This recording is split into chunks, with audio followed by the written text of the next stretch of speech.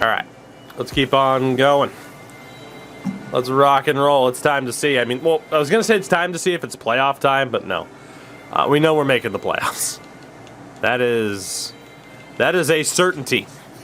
You know, I guess not mathematically, but close. And our best defensive prospect is now out until the end of May. That is unfortunate for his development. That is highly unfortunate.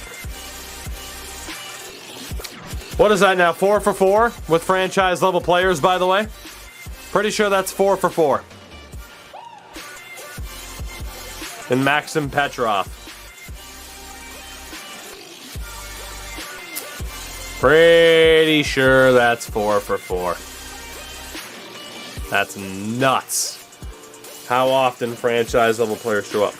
Do you play the games enough? Because how are you in 2025? We do not. As Eric Brandstrom gets hurt, that's rough. We do not play. If we are in a playoff situation, though, I will watch the AI play it out to make things a little bit more interesting.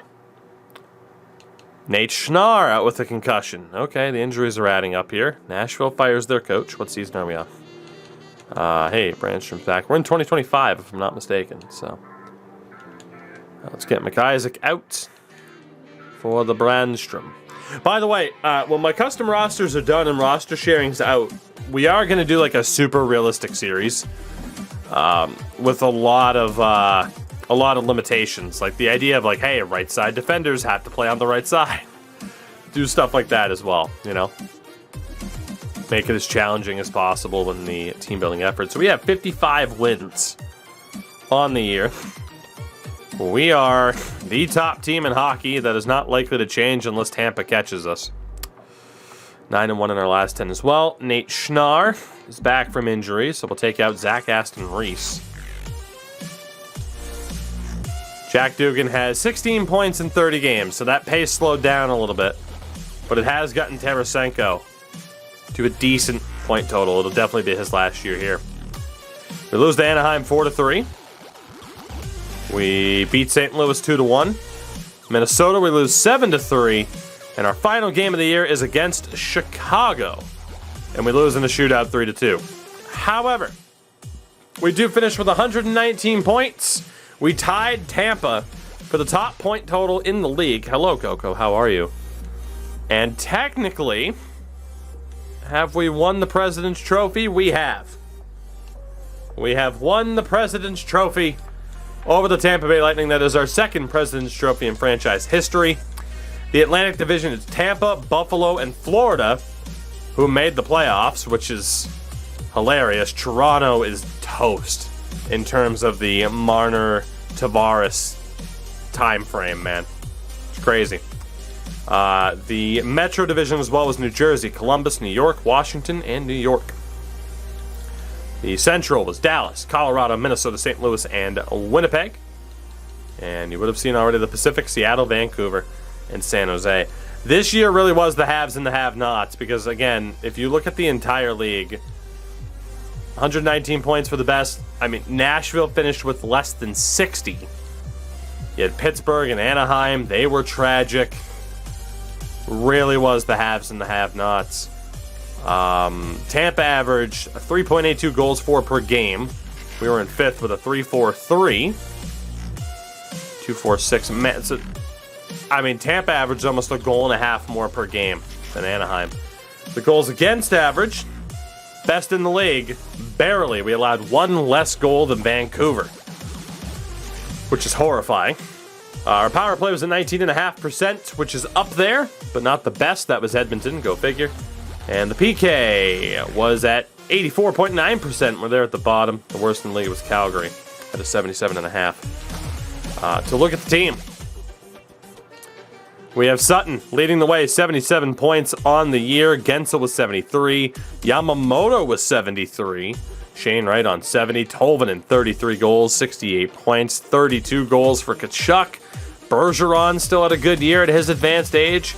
Tom Wilson had a great year, for God's sakes. Tarasenko on 29 points. Douglas with 23. Schnarr on 21. Jack Dugan had 18 points in 34 games. Jack Dugan was on a 43-point pace. A 43-point pace for Jack Hacksaw Dugan. And, damn, what a player. What a player. Do players develop X factors as the franchise plays out? I have seen it happen. But whether or not it still happens is a topic up for debate. I know Tack has seen it happen as well, but I haven't seen it happen yet. If that sounds confusing, you are correct. Because we're all confused, damn it. How did Aston Reese do in his limited time here? No points in one game. Cool. On the blue line, Brandstrom, 59 points, a plus 64. Phil Myers, 3 points in 19 games. That's not amazing. Dugan actually shoots, apparently. Larson, though, finishes a minus 17. What happened? Chernak has a plus 67. And again, Muzzin and Anderson are great together as well. A little bit worried about that second pair.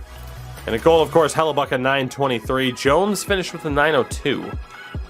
So you could say backup goaltending is a little bit concerning. Around the league with the points. Not trying to be annoying, any codes left. All good. No codes left, unfortunately. Stammer, Ovechkin, Kucherov, McDavid, and Blake Wheeler all hit 100 points.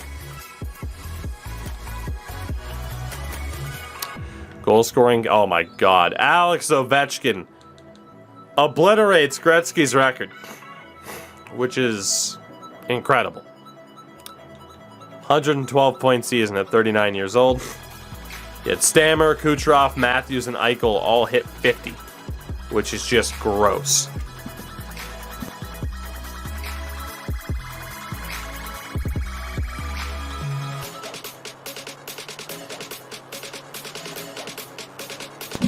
Yeah, the stats are glitched out, Cody. I believe that's planned for the first patch to fix that. I would hope. I'll take Kopitar's to Tampa, by the way. Defensive side, John Carlson's gonna win the Norris. Goal-scoring king for defenseman was Justin Falk. And in terms of skaters, who led the way for plus-minus? It was Chernak. Very good. Very good. Who got Connor Bedard? I actually forgot where Connor Bedard went. Let me see if I can find him. Shouldn't be that tough. Wanted to say New Jersey, but I don't think that's right. Went right past him. Ottawa. Ottawa ended up with Bedard. Just played his rookie year, had 53 points, but was a minus 23 because he's on Ottawa. Did high scoring, high shooting. So I only put it on high shooting. I did not put it on high scoring. And last year it looked good because McDavid hit 129 points, but this year he was down a little bit. So I'm not totally against high shooting. High scoring, though, I haven't bumped up. Winningest goaltender was Vasilevsky. No real surprise.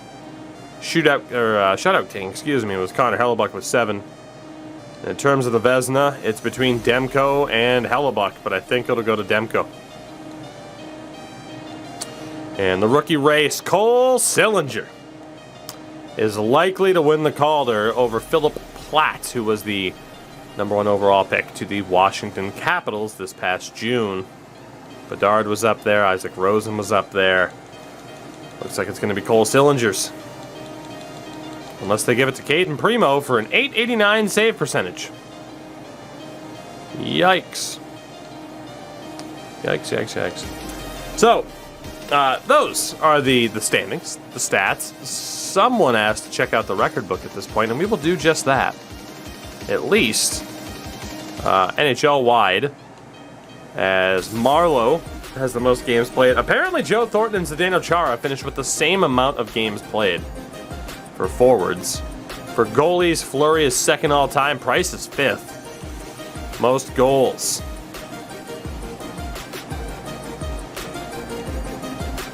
Why is Ovi? Why is Ovi not up there? Hello? Is the record book broken? Well, guys, the record book might be broken. Oh, boy. All right. Yeah, he's not up there. Okay. Well. I mean, like, Price and Fleury are up there. Why? I mean, yeah, he might. Well, no, he doesn't have to retire first because Fleury's not retired, nor is Price.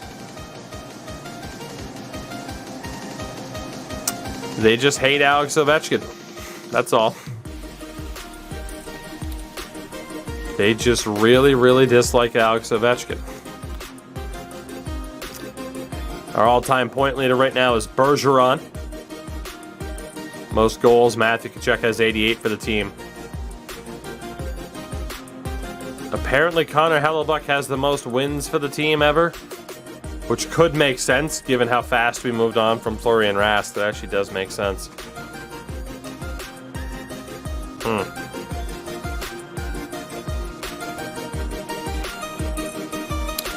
Fair enough. Huh. Alex Ovechkin. A literal cheat code. With that, everybody, we are back in the playoffs. We take on the Winnipeg Jets in round one. Needless to say, the top line will very much stay the same to maintain that +5. That is all well and good. Fun fact, Yamamoto could also maintain the top 5, but why would we drop Billy Sutton for Kyler Yamamoto? Bergeron and Tarasenko are fading fast. We're going to go with this team as it is. We're definitely going to go with this team as is and hope for the best. I mean, this team is fantastic. It's the only way to put it. And the AHL club as well has won 52 games. They'll take on Iowa in round one. So the question now, what do the Winnipeg Jets look like? What do the Jets look like? I got a bad feeling about this. They have Kyle Connor, Mark Scheifele, and Nick Ehlers. Don't put any stock into the abilities against a Fog of War glitch. Christian Vesalainen, Evgeny Malkin, and Phil Kessel.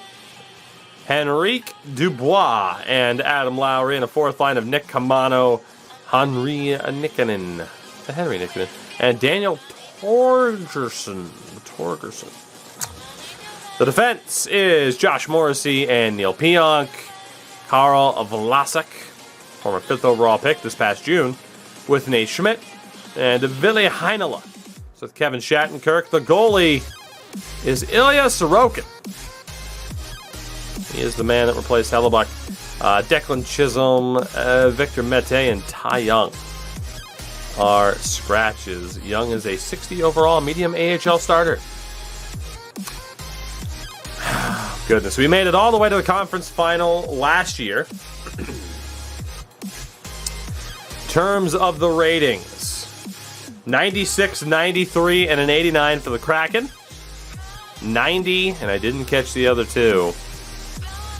90, 86, and an 82 for Winnipeg. In terms of the X Factors, the Kraken have Bergeron, Jake Gensel, Connor Hellebuyck, Billy Sutton, Matthew Tkachuk, Shane Wright. The Winnipeg Jets have Scheifele and Connor as X Factors, and the players with abilities: Nikolai Ehlers, Evgeny Malkin, Josh Morrissey, Neil Pionk, Karl Vlasic. So they got a decent amount of game changers on their own.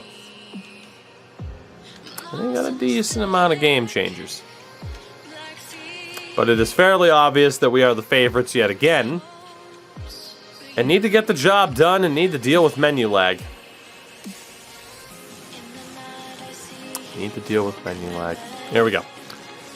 It is. I like watching computers play the playoff games. Me too. Especially if it's a super close game. Let's do this. It is round one, game one, period one against Winnipeg. And a good start for the Kraken with Eric Chernak and Patrice Bergeron scoring. Bergie on the power play. It's a good start. Second period, it's even better. Matthew Tkachuk also on the power play, and Kyler Yamamoto. The offense has come to play for game number one. Henrique does get Winnipeg on the board. Bergeron as well, getting one right back. I am going to start a prediction in chat as well. Who wins the series? This has been a pretty dominant first game, though. It's now 7-1 as Tkachuk and Wright score, make that 7-2 with Evgeny Malkin scoring. Malkin scores again. It's 7-3. He scored from center ice on that one, and that is how this game ends. A 7-3 victory in Game 1 for Seattle. A great game for Yamamoto, Tkachuk, Bergeron, also up there. Quite a few players with points in that one. Tarasenko was somehow a -2. I don't understand Vladimir Tarasenko whatsoever, but again, we get the job done. Our sights are set squarely on making it back to the conference final. At the very least. We made it there last year. We lost in Game 7 to the Coyotes, who went on to lose to Montreal in the Cup final. And here we go now. Game number 2 against the Jets. First period, 2 goals apiece. Phil Kessel and Nate Schmidt, then Gensel and Sutton got the goals back, 11 shots apiece. That is a very even first frame there. Second period, another goal apiece effort. Patrice Bergeron and Nick Ehlers. Second shorthanded goal of the series already for Patrice. As we go to the third, super close game. And really needing to make the most of this opportunity on home ice here. Halfway through the third. It's not looking too good. Come on, boys, get this goal. I really don't want to watch the overtime in Game 2 of Round 1. We saved those for special occasions. We're just going to stick with it. Overtime, here we go. Game 2, who's going to win it? Elimination games, pretty much when we'll watch it. To make it that much more special, we waste a power play. And Winnipeg scores. Mark Scheifele seals the deal, 4-3 final. And the Jets tie this series up at 1 apiece. Phil Kessel getting it done. Eric Brandstrom getting hurt. Our top defender is out.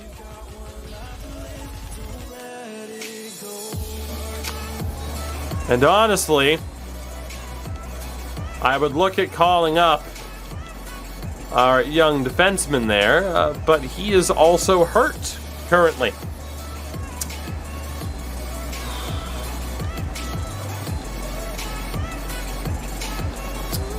Puts us into a weird situation.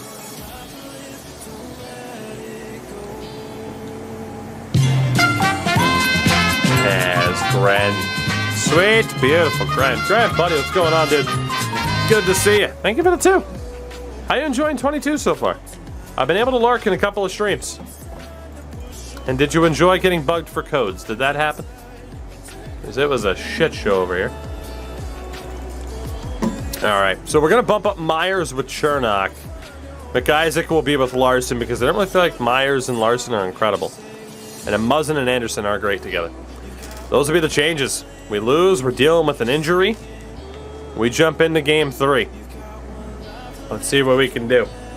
I don't want to overlook the Jets, but man, I mean, the pressure's on here. I enjoy something new, we can't tell yet. That's fair. That's fair. I've gone back and forth between, wow, this feels like NHL 21 and a half, and oh, I've actually had some really fun competitive games where the games felt great. It's very bizarre. First period here of game number 3. Yeah? Is this what we're doing, boys? Is this what we're doing? Connor, Kessel, and Vesalainen. We're down 3-0. 15 shots to 7. Hella suck. Boo. Second period, we do get a goal back. Shane Wright on the power play. We're down by 2 heading into the third. Winnipeg at risk of winning 2 games in a row, and Pierre-Luc Dubois makes it 4-1. Tolvanen gets a goal back. It's now 4-2. Power play goes to waste. We're halfway through the period. We need something here, man, please. Power play for the Jets goes to waste. 5 minutes left. Power play again for the Jets. My God. And that is it for Game 3. That was abysmal. We were never really in that game, were we? We never were. And we are down 2-1 after winning Game 1 7-3, I remind you. Game 4. We gotta look at Connor Hellebuck here. So I feel confident in saying don't pay for good goaltending. We have Wallstead coming up. We have Israel Holden coming up. I am not likely to spend big-time money on goaltending this year. We're not going to turn to Hunter Jones quite yet because, yeah. Martin Jones looking stats. That's what you want to hear. Martin Jones-esque in the playoffs. But guys, wow, even Muzzin and Anderson aren't working.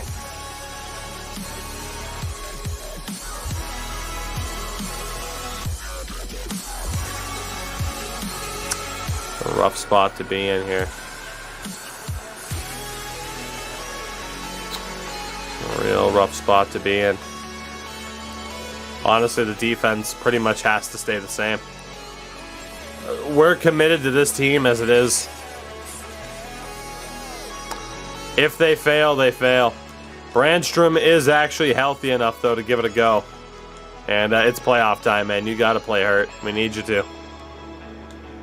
We absolutely need you to. So Brandstrom will be back in. We lose Game 4 here, and our entire strategy might just change. There could be a lot of players that are on the outs. We already know guys like Bergeron and Tarasenko are probably out the door anyway because of their age. First period here, 2-1 for Seattle. Sutton and Tkachuk with the goal. Scheifele, though, gets one back. Second period. It's now 4-2. Scheifele scores again, but then we have Tolvanen and Yamamoto. So we enter the third period with a lead for the first time since Game 1. So we look to tie this series up 5-3. Thank you to Kyler Yamamoto. 7 minutes left, man. That's a lot of time. That is a lot of time. I don't like it. I don't like it at all. But we do hold on to win 5-3. 40 shots to 26. It was a fairly dominant performance there, but man, Connor Hellebuck has been anything but convincing. And the injuries just won't stop. Patrice Bergeron is out.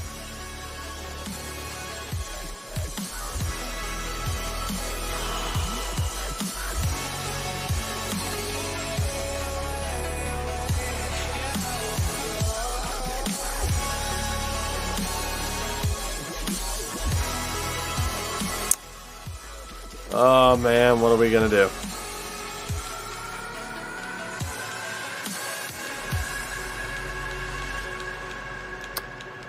What are we gonna do? I'd really prefer to not have that -1. Jack Dugan does have good enough face-offs to be a centerman.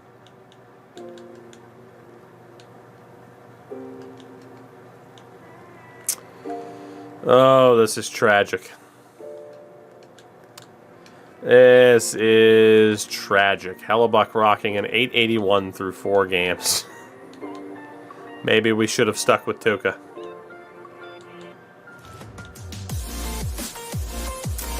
There's no way to avoid that -1. That second line's been crushing it.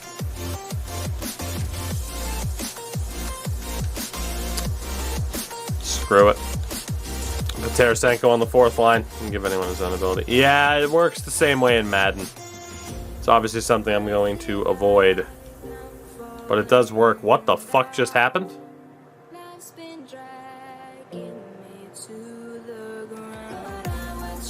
How did I get booted from the edit line?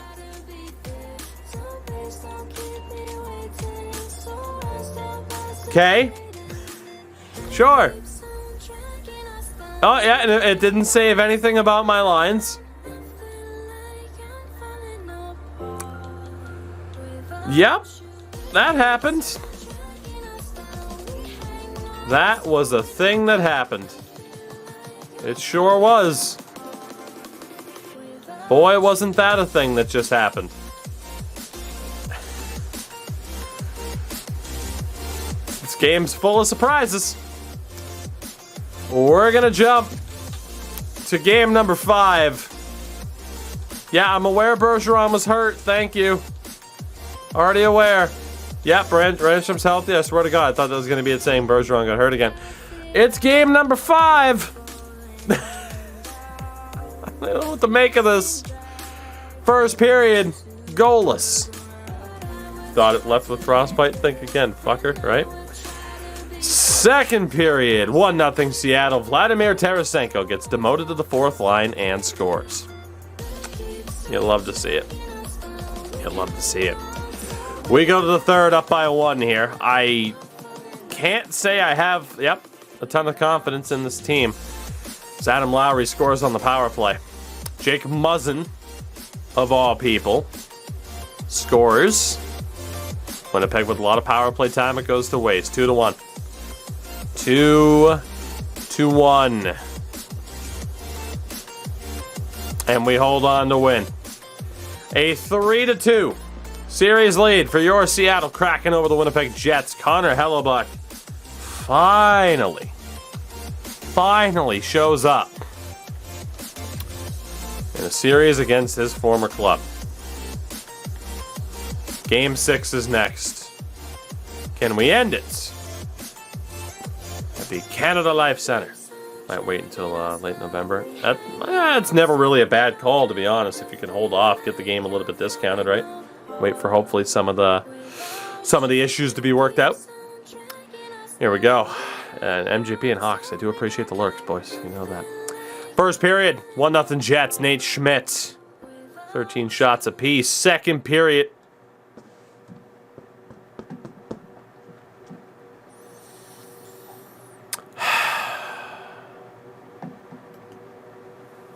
(4-1) Jets. Vesalainen, Henrique, and Kamano. Kachuk gets a goal back, and we are staring down the barrel of a Game 7 in round 1. Gensel makes it 4-2. Kachuk makes it 4-3. Come on. Come on. Lowry makes it 5-3. Tolvanen makes it 5-4. We're going to Game 7.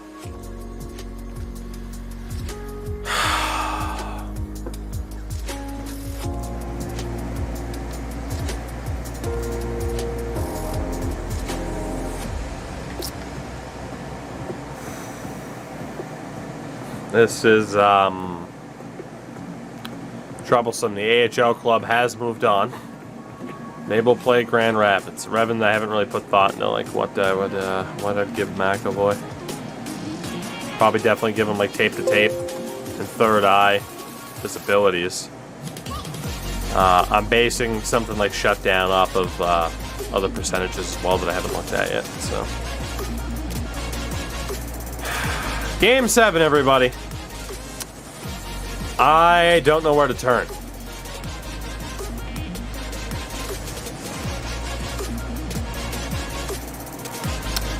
Even strength, that top line has struggled. The Dugan magic has run off.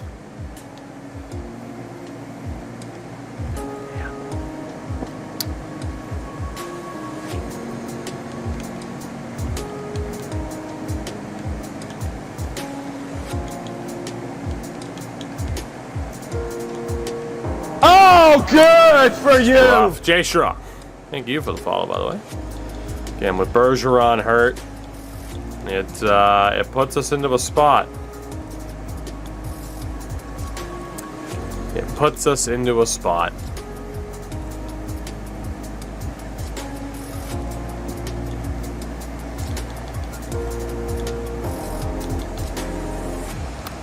Hellebuck has an .895 save percentage. If we're going down, we go down with the ship. It is game number 7. First period, goalless. 15 shots to 9 for the Jets. Second period, goal apiece. Vesalainen and Tarasenko. We go to the third. Game 7. First round, no less. It's the first damn round and we're struggling this much. We are halfway through this period. Phil Myers gets the goal. 4 minutes to go. 2 minutes to go. And Jake Muzzin seals the deal. Thank God. The team showed up just in time. Seattle wins in 7. And we'll move on to round 2. Connor Hellebuck shows up when it matters the most. And Vancouver was upset by San Jose. Same thing happened last year where a really good team got bounced in round 1. We made it to the conference finals last year. Hellebuck finished with a .904. Needless to say, we are lucky to have made it through. Brandstrom was pretty good. Chernak was pretty good as well. Larson, not bad. Phil Myers ended up doing pretty well. Muzzin and Anderson are fine. Like, our defense, for the most part, was solid. 6 points for Sutton, but a -3 is just very bizarre. Shane Wright was phenomenal. Gensel, same thing. 6 points, but a -2. Very bizarre. Tolvanen was great. Matthew Tkachuk was amazing. Kylie Yamamoto was amazing. Tarasenko with 4 points in 7 games. Schnarr with 3. 4 for Wilson. Dugan with just 2 points. Aston Reese has been ineffective, but not detrimental. Douglas is the same. So I don't necessarily want to drop Jack Dugan, but he hasn't had it. We'll see what happens. We don't know whether or not Bergeron will be back yet for round number 2. But we do know that up next, we take on the San Jose Sharks for the first time in our team's histories here in the postseason. I'm scared to death.